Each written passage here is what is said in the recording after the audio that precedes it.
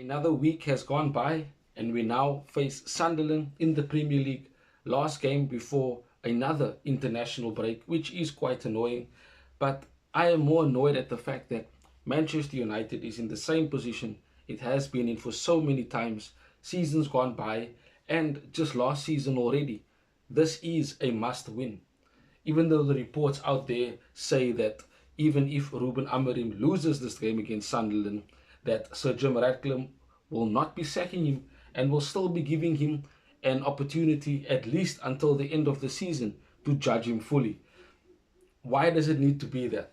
Why do we have to be at this point once again against a team who just got promoted in Sunderland, and they certainly will be coming to Old Trafford with everything that they have. This is why they want to be in the Premier League, to play against the big teams at their home grounds and give their all. They certainly won't be having any fear, and that in itself is already a problem. And it's very, very painful to say because in years gone by, players come to Old Trafford, the opposition are already in their mindset, they're already losing before they even step out onto the pitch against a Manchester United team. Right now, we are so vulnerable. We are so easy to play against. And it is partly due to Ruben Amorim and the mistakes that he makes. I've said this in previous videos that sometimes the way he sets up the team, the players that he starts, does make Manchester United a weaker team, especially when we do face stronger opposition. Now, Sunderland themselves, they have made quite a few signings that have made them quite competitive. They are fifth in the Premier League table, and that itself is quite dizzying heights for a club like Sunderland who just got promoted. I don't expect them to be in the top half of the table for the rest of the season. They are basically starting the season quite well, better than us, obviously. But that doesn't mean that they're going to be there for the entire season. No, I think they will slowly but surely creep down the table as the season, continues. But we ourselves, we have a problem. It is these type of teams that always cause us the most issues. The teams that we are expected to beat, they are the ones that normally make us lose, give us problems. We find ourselves in situations of panic where we struggle against these particular teams. Now, all in all, Ruben Amorim, he needs to shape up. He needs to do the right things. He can't be still playing the likes of Bruno Fernandes in midfield where he is basically a weak link and does make us weaker. He needs to be playing higher up in one of the two number 10 positions. I don't think that is difficult for anyone to see. Even someone that doesn't understand football at a high level can see that that is a simple issue that can be rectified. Yes, we don't have midfielders to perhaps cover the general idea of what Ruben Amorim wants to do and expect of his midfield too. But there's nothing wrong in playing Mainoo and Casemiro together in midfield.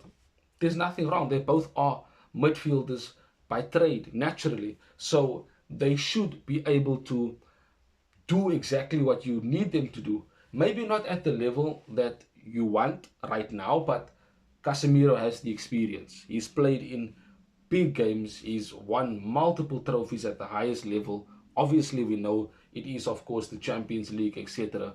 Mainoo himself has the ability, has the technical ability and talent to play in midfield with Casemiro as his partner.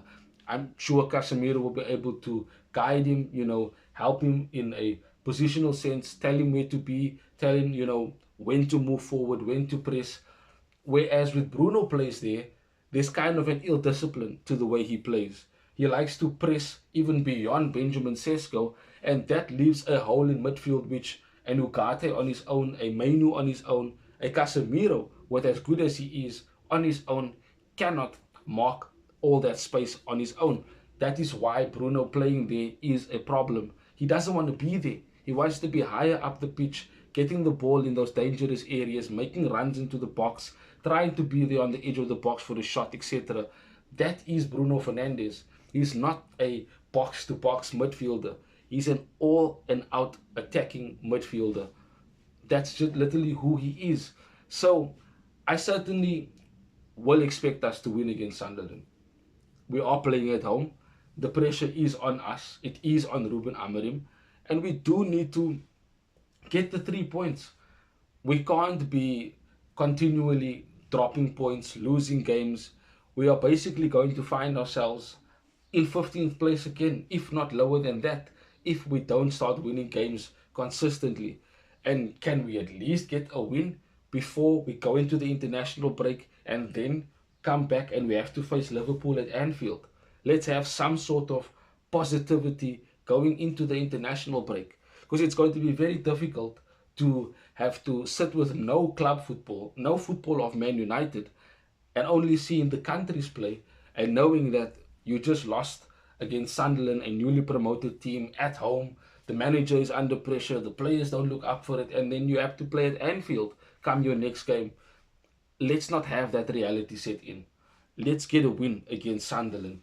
Now, the team I would go with, and I do hope Ruben Amorim changes things. I want to see a change. He cannot start the same team. He cannot start certain players in the same positions. There needs to be an entirety of a change to the way he wants to approach these games.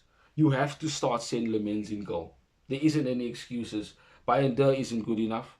He certainly hasn't been a confident goalkeeper, and he's made mistakes that have cost us games. So he cannot start against Sunderland. You need to be starting Sen Lammens.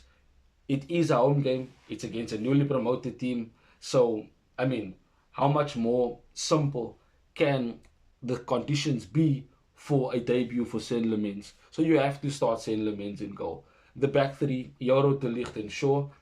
Yes, I don't want Shaw to be starting, but he is experienced. It is a newly promoted team. We are playing at home, so you expect him to have a decent to good enough performance in order to keep the Sunderland attackers out. You have Aiden Heaven as well that can play, but again, you're probably going to go for experience, which Luke Shaw basically has in abundance over Aiden Heaven. Midfield 2, I kind of gave it away already. Mainoo, Casemiro. I want to see something different. I want to see us basically take control in midfield. Mainoo gives us that. Casemiro gives us the defensive security that we need in front of the back three. Plus, he's a threat when we do have set pieces that we can attack in the final third. Mazraoui at right wing back continues to do well there, so definitely continue to play him there. Dogu at left wing back, no arguments there. And Bruno in the left 10, Mbumo right 10, and of course Benjamin Sesko.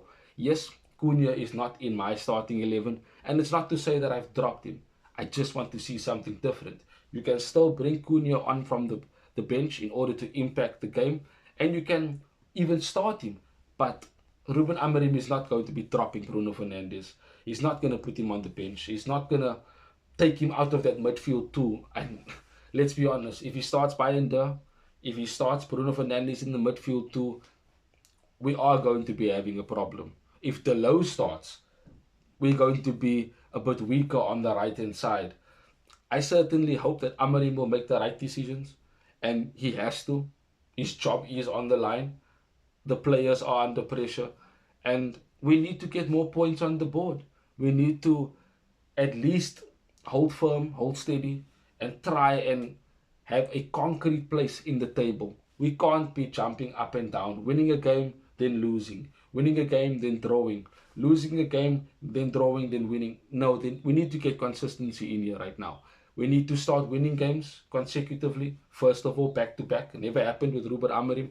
That needs to happen. It's going to be difficult if you win against Sunderland and you try to win at Anfield in your next Premier League game. It's not impossible, but it's going to be really, really difficult to get back-to-back wins for these two games. But nevertheless, you let me know in the comment section your thoughts on the game. Let me know who you want to start in this particular game. Do you still think Ruben Amorim is the right manager to take Manchester United forward? Let me know. Let's engage. Have a wonderful weekend. Enjoy the game. Till we see each other again soon in the next one. Bye-bye, Red Devils. Thanks for watching. If you want more content on Manchester United, like, share and subscribe.